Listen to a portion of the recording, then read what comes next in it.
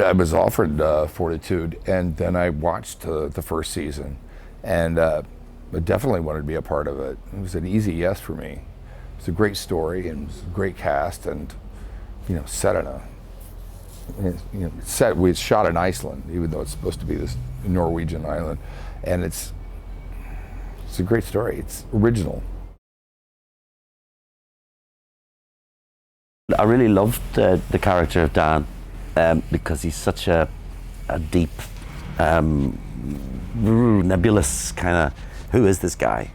And then we realized at the end he wasn't such a bad guy after all. Everyone thought he was like a horrible monster, but actually no, he did what he had to do. He did what he did for the right reasons, not for out of badness. It was to protect something that he loved.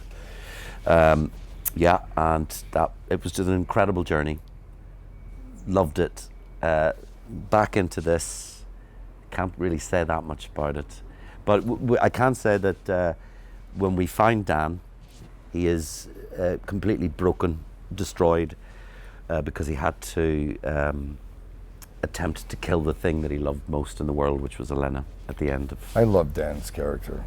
He really reminds me of out of the American Wild West. Yeah, that's really is. He's the sheriff in the West. That's what Simon Donald said to me right at the beginning. He said, just imagine he's the sheriff in the Wild West, only there's snow. Yeah. It's a Western with snow. And that's it, yeah. I played Michael Lennox. He's a fisherman there on the island, and he was around in season 1. He was one of the background players back then, I would assume. And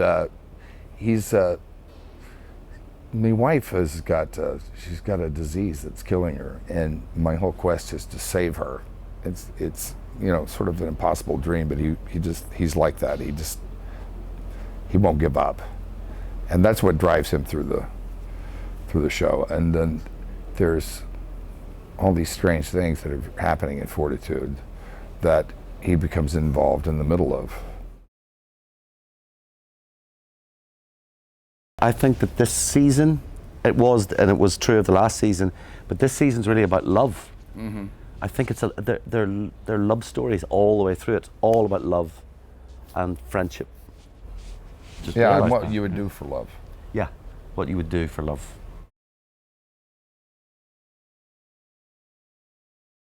I think so. It really made us kind of our own little community out there. Mm-hmm. We're in Eastern Iceland, which is not that many people in Iceland to begin with. No. And we were all in the same hotel, and we made our own fun. And we made a lot of, we got very close with one another. It was fantastic. It's like a big family. Yeah. And a lot of musical instruments, a lot of singing and drinking and fine food.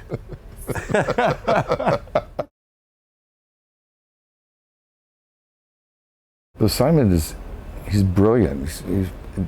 He's a brilliant storyteller, and he's a brilliant writer.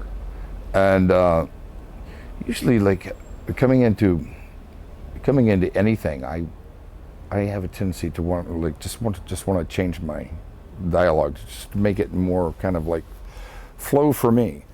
And with Simon, it's something you have to kind of like really kind of like live with. And I found myself, if I just said the words that he wrote, it would sort of force me into another thing, which is the mark of good writing.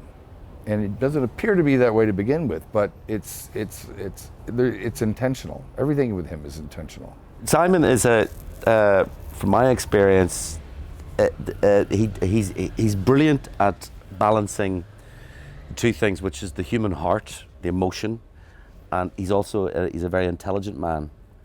So he manages to get that intelligence and emotion really, he writes for characters. He really does write characters really well. He used to be an actor as well, Simon, so he knows what it's like to be an actor. And I think he's incredibly gifted that way.